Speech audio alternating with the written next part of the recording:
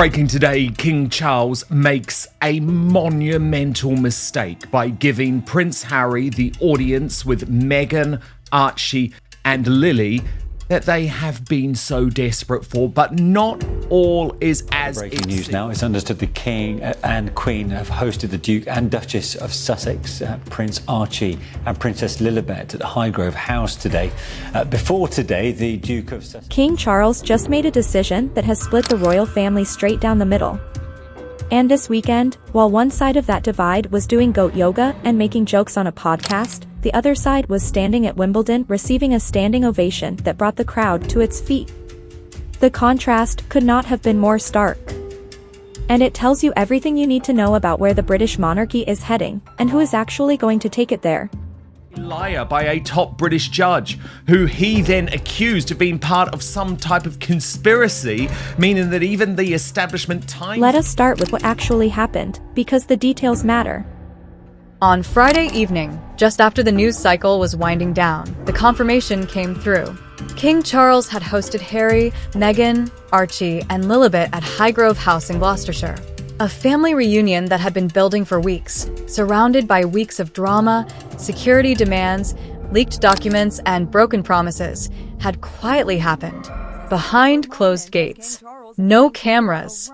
No official photographs. Or so we were told. Because here is where the story gets complicated. The Sussex team, which spent weeks insisting the children's privacy was sacred, had already told reporters that if the security situation had been handled differently, he should Harry not had planned to bring the children to public-facing events, regarding England. public events, in front of cameras.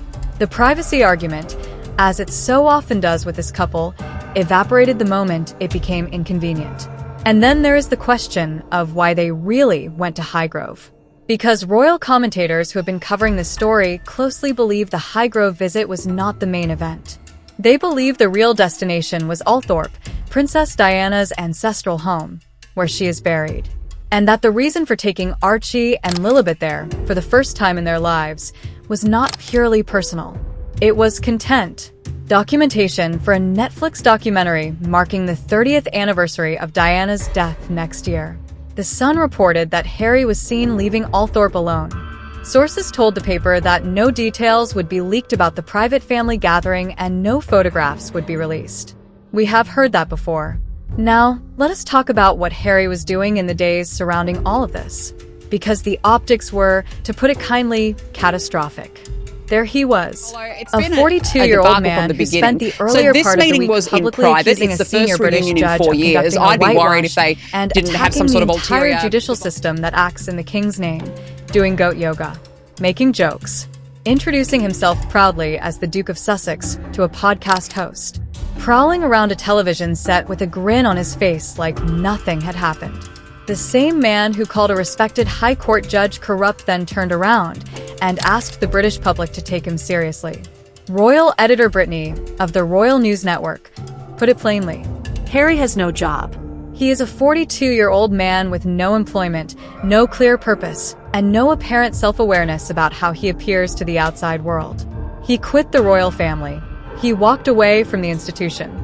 And now he is doing a very unconvincing impression of a working royal while living behind a gate in California. In any other walk of life, she noted, that behavior would be considered deeply unhinged. And the establishment press is noticing. The Times newspaper, not a tabloid, not a gossip outlet, but the paper of record, has called for Harry to be stripped of his role as a counselor of state following his attack on the judiciary. That is an extraordinary development. That is the British establishment, which has been patient with Harry for years, finally saying enough. So, what did King Charles actually get out of this meeting? And was it a mistake to grant it? That question, why would that be, is the one that every royal commentator is circling right now. And the answer, according to insiders close to the Sussex camp, is simple. The photograph. Royal expert Rob Shooter reported this week that what Meghan really wanted from the Highgrove visit was not reconciliation. It was not family healing. It was not a grandfather spending time with his grandchildren. What Meghan wanted was a single image, a photograph of the Sussex family with King Charles. Because that photograph, one smiling picture of Harry, Meghan, Archie, Lilibet, and the King together, would have been worth more to the Sussex brand than anything they have done in the last 3 years. An insider told Shooter directly, "Meghan understands the power of imagery better than almost anyone. A single picture with the king would have reminded the world that she and Harry are still royalty. That is branding gold." The Sussexes have painfully discovered that none of their post-royal ventures carry the prestige or global attention that comes with a visible connection to the monarchy. Buckingham Palace understood exactly what the Sussexes were hoping to achieve, and declined to hand them the moment. No official photograph was released. The palace gave them tea. It gave them Highgrove. It gave Charles time with his grandchildren. But it did not give them the image. Lady Colin Campbell, who has long been a clear-eyed observer of palace dynamics, had a sharp take on this. She wrote that tea is the perfect occasion to keep people at arm's length while the civilities are maintained. Charles, she argued, is not the pushover that some people seem to think. He is determined to avoid having Harry leech off him financially.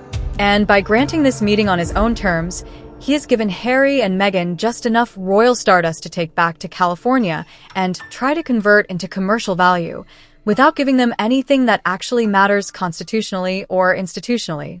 But not everyone sees it that way. Tom Sykes, writing in The Royalist, called the meeting a total, unconditional capitulation.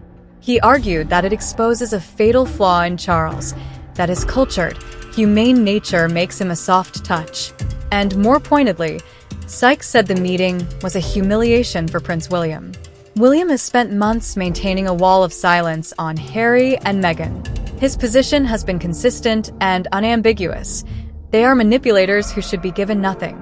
His father has now overruled him in the most public way imaginable, while William is carrying an ever-growing share of the actual work of supporting the monarchy. And that is the detail that cuts through everything: the privacy argument. The one that Harry and Meghan have used to justify every decision since they left the royal family. We left to protect our children. We keep their faces hidden to protect our children. We do not attend public events to protect our children. The Sunday Times revealed this week that Harry had planned for the children to appear at public-facing events during his UK visit if the security deal had gone through. Public events. Cameras. Crowds. The same children whose privacy is supposedly the most important thing in the world. There was also the question of Camilla's presence at Highgrove, which surprised a great many people. The Queen Consort rarely stays there, preferring to spend weekends at her private home in Wiltshire. But she was there on Friday. And the reason, according to royal insiders, is one that tells you everything about the level of trust that currently exists between the palace and the Sussexes. Since at least 2021, it has been a firm policy. Never be alone with Harry. Not Charles. Not William. Not anyone in the senior royal family. The risk of Harry later making an allegation about a private conversation, something constitutionally significant, something that could be weaponized in a future interview or documentary, is considered too great. Camilla was there to witness what was and was not said. So that if Harry ever comes out in the months or years ahead and claims that Charles sympathized with his legal case, or made some kind of commitment about titles or security or finances, the palace can say with confidence, "Our recollections vary, and there are 2 witnesses to prove it." That is not a family reunion. That is a meeting conducted under legal protocols. Royal correspondent Roya Nika of the Sunday Times reported that for much of last week, palace courtiers were wargaming potential fallout from the meeting, including specifically, what if Harry came out afterward and claimed that Charles had expressed sympathy for his case against the British press? Would it create peace? Or would it trigger constitutional controversy? A royal aide told her, "We are always trying to think about what is best not just for the grandfather, but for the sovereign and the head of state. Those 2 things are in conflict right now, and Charles is trying to hold both of them together." And that brings us to the weekend. Because while Harry was doing goat yoga and Meghan was nowhere to be seen, William and Kate were at Wimbledon. And what happened there was one of those moments that no PR team can manufacture and no Sussex documentary can compete with. Kate received a standing ovation. Twice.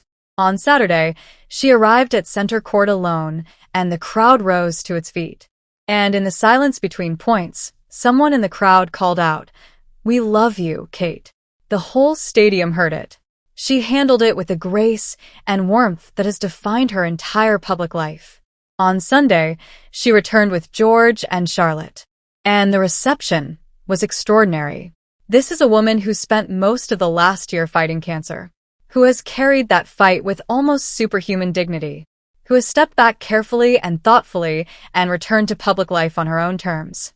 And the British public and the world watching responded. Then came the moment with Arthur Feri, Britain's new tennis sensation, who had just made a spectacular run to the Wimbledon semi-finals. Kate introduced George and Charlotte to him. You could see Charlotte and George, tentative and a little nervous, taking those early steps into public life, learning what it means to represent something larger than themselves, being shown by their mother how to do it with class. That is the future of the British monarchy. Not goat yoga. Not leaked documents about mass casualty events. Not a man proudly introducing himself as the Duke of Sussex on a podcast while his father battles cancer. Not a woman selling lavender honey while her sister-in-law completes a grueling mountain trek for the hospital that saved her life. The future is George standing slightly nervous beside his mother at Wimbledon. Charlotte taking tentative steps into public view. A family that shows up, does the work quietly, and earns the love of the people they serve. King Charles's decision to meet with Harry may have been a monumental mistake. It may have been an act of love from a sick father who simply cannot help himself. It may have been a carefully calculated move to keep the Sussexes inside the tent rather than permanently outside it. Or it may have been all three at once. But whatever it was, it cannot change this. The optics war is already over. And William and Kate won it, not with a press release, not with a leaked photograph, not with a podcast appearance. They won it by simply showing up and being exactly what the monarchy needs them to be. Harry will return to the UK in September. Another reunion is reportedly not being ruled out by either side. The palace says every journey of 1,000 miles begins with one footstep. But the question that nobody inside those gates can answer yet is this: where exactly is Harry walking to? And when he gets there, who will be waiting for him with a camera? Drop your thoughts in the comments below. And if you want to follow every twist in this story as it develops, hit subscribe. The next chapter is already being written.